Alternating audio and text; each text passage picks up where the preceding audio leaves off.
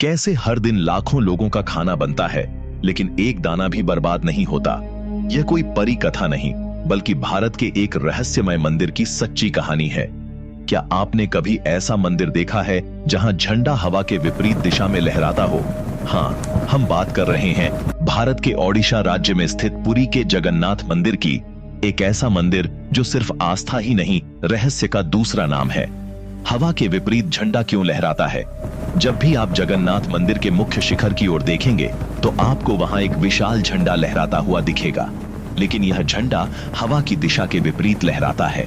क्या यह विज्ञान को चुनौती है या ईश्वर की शक्ति? वैज्ञानिकों ने कई बार कोशिश की कि इसे समझा जा सके, लेकिन आज तक इसका कारण स्पष्ट नहीं हो पाया। यह केवल एक शुरुआत है। असली कहानी तो अब शुरू होती है। मंदिर के ऊपर से कोई पक्षी क्यों नहीं उड़ता? भारत में आप कहीं भी जाएं, मंदिरों, मस्जिदों या किसी भी ऊंची इमारत के ऊपर पक्षी उड़ते हुए मिल जाएंगे, लेकिन पुरी का जगन्नाथ मंदिर यह इकलौता ऐसा स्थान है जिसके ऊपर से कोई पक्षी, कोई हवाई जहाज नहीं उड़ता। मानव सभ्यता की तमाम उड़ानों ने आज तक इस रहस्य का उत्तर नहीं खोजा। कैसे रोजाना 5,000 से 2 लाख लोगों का प्रसाद बनता है, कभी कम या ज्यादा नहीं होता। मंदिर में रोज महाप्रसाद बनता है जो मिट्टी के साथ बर्तनों में पकाया जाता है। ये बर्तन एक के ऊपर एक रखे जाते हैं और जो ऊपर वाला बर्तन होता है वह सबसे पहले पक जाता है। कैसे? कोई नहीं जानता। और सबसे बड़ी बात, चाहे दर्शनार्थियों की संख्या 5,000 हो या 2 लाख, प्रसाद न कभी कम पड़ता है न बर्बाद होता है। मंदिर की रसोई में हवा क्यों नहीं चलती? जगन्नाथ मंदिर की रसोई को दुनिया की सबसे बड़ी रसोई कहा जाता है, लेकिन रसोई में 200 से अधिक चूल्हों के बावजूद वहां धुआं ऊपर नहीं जाता। क्यों?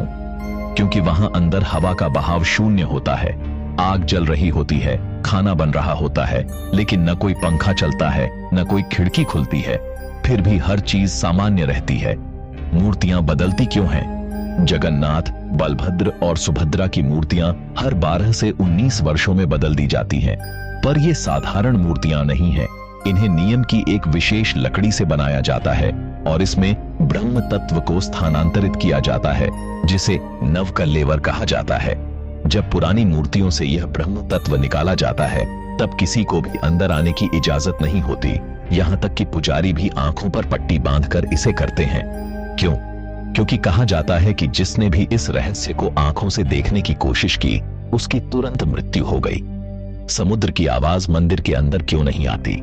मंदिर समुद्र के किनारे है, लेकिन जैसे ही आप सिंहद्वार, मुख्य द्वार से मंदिर परिसर में कदम रखते हैं, आपको समुद्र की आवाज सुनाई देना बंद हो जाती है। और जैसे ही आप बाहर आते हैं, समुद्र की तेज लहरें फिर से सुनाई देती हैं। ऐसा क्यों होता है? आज तक कोई स्पष्ट उत्तर नहीं है। अब आते हैं एक रहस्यमयी कहानी पर। वो दिन जब भगवान जगन्नाथ ने खाना खाया। एक बार पुरी में भयानक अकाल पड़ा।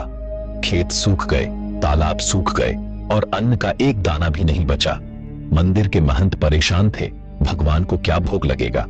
तभी एक बूढ़ी औरत मंदिर के पास आई। उसके पास सिर्फ एक मुट्ठी चावल था। उसने भगवान से कहा, हे प्रभु, मेरे पास आपको देने के लिए सिर्फ यही है, इसे ही स्वीकार कीजिए। पुजारी ने उस चावल को बड़े प्रेम से पकाया और भगवान को भोग लगाया। अगले दिन जब मंदिर के कपाट खुले तो वहां का दृश्य देख सभी अचंभित रह गए। भगवान जगन्नाथ के होंठों पर चावल का दाना चिपका हुआ था। क्या भगवान ने सच में खाना खाया? क्या जगन्नाथ मंदिर सिर्फ आस्था है या विज्ञान की सीमाओं से परे कोई शक्ति? कुछ लोग कहते हैं कि ये सभी बातें सिर्फ किंवदंतियां हैं, लेकिन जब वैज्ञानिक भी हार मान जाए, जब समय भी जवाब न दे, तो शायद हमें यह मानना पड़ेगा कि कुछ चीजें हमारी समझ से परे होती हैं। अंत में एक सवाल, क्या आप तैयार हैं पुरी जाकर इन रहस्यों को